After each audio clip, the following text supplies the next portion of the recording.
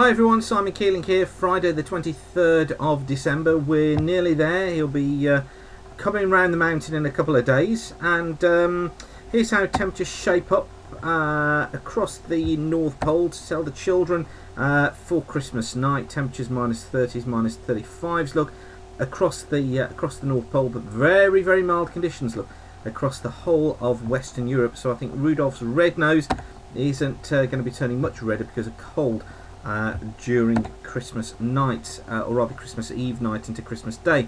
Here's the snowfall for Christmas Day. This is fresh snow falling on Christmas Day, and you can see here snow cover really in absence across the whole of western parts of Europe. Around the Alps, yes, and bits and pieces across these eastern parts, but you've really got to get into Russia and northern parts of Scandinavia before any significant snowfall is in evidence. So it's a green Christmas for many Europeans this year, in sharp contrast to last year, of course, when there was so much snow on the ground. This is the ECMWF over here, GFS over here. These are the 7 to 10 day mean 500 millibar heights running from a week today, so Friday the 30th through to Monday the 2nd of January 2012. And ECMWF and the GFS quite similar in that they're showing above normal heights down to the south of the UK, below normal up to the north. This is the feature to watch over the western parts of the states, this cold block of air, this trough that's moving in.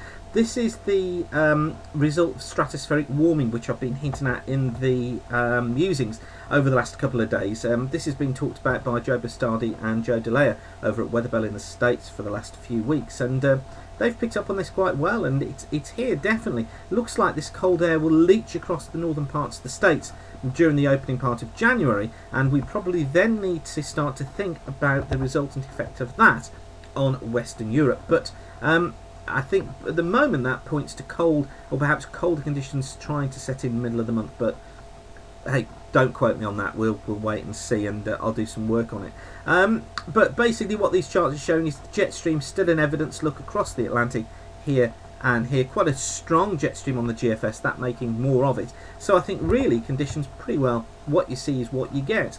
Generally fairly mild, but an odd colder day thrown in as fronts move through. The Arctic Oscillation for the next few days is tending to stay in positive territory. It does come off quite a bit towards the end of next week, this general cooling down in conditions across the northern parts of Europe, I think, and North America, showing themselves here as that Arctic Oscillation dips towards neutral. Basically a positive Arctic Oscillation indicates stronger westerly winds rotating around the Arctic Circle. And obviously that's what you look for in a normal year. When they go easterly, we go into negative territory, and that's when we get colder conditions. You can see they're kind of headed down towards the neutral area, but always staying fairly positive. North Atlantic Oscillation, positive is where we go for warm and well, mild and fairly unsettled conditions. Notice how it peaks over the next few days, but then it comes off, look, as we get towards the back end of next week into neutral, slipping into negative territory for a time as high pressure builds out in the Atlantic, before just slipping back into weekly positive territory through the beginning of the new year. And all that looks perfectly believable to me. I think what it's hinting at generally is these milder conditions interspersed with brief spells of cooler weather here and there. And here's how the detail shapes up for the next few days. This is from Weather Online. This is from the GFS model. The time is here in the top left hand corner, and as I knock them on, you'll notice there's today's front going through. Through tonight we get a ridge of high pressure building in. That could bring just a slight frost for the morning, particularly through the Midlands and eastern parts of England. So that's about as close as you'll get to a white Christmas this year, and then it'll only be in rural areas really that we'll see anything at all. But look, even by tomorrow morning, front coming in, bringing some drizzle into western Scotland, winds increasing through Scotland too, look, and rainfall focused across western Scotland and northwest England. In fact, I'll put together a video about rainfall as well for you to see, and we'll take a look at the deficit and how much shortage of rainfall we've got across the country. So that's Christmas Eve night. Here we go into Christmas Day. Southwesterly flow through Christmas Day, windy across Scotland, northern and western Scotland seeing the rain, one or two spots of drizzle down these western coasts, but generally for most of us it looks as if it is going to be a breezy and mild day. Boxing Day, much the same really, southwesterly flow, these western hills and coasts troubled by bits and pieces of drizzle, most of the rain affecting western parts of Scotland.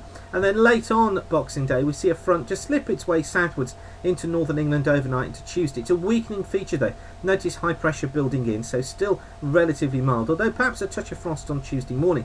And then through Tuesday itself the front moved back northwards.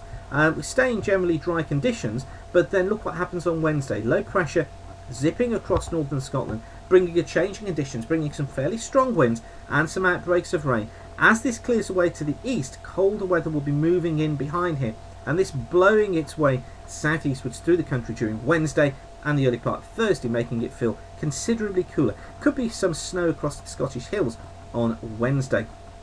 All the models, by the way, in a quite good agreement that this is what will happen. And then into Thursday, ridge of high pressure builds in. I think a frosty start to Thursday morning. Could be some fog around first thing as well, but that will clear. And Thursday itself actually looks to be quite a cracking day next week. If you've got anything planned, that looks to be the day.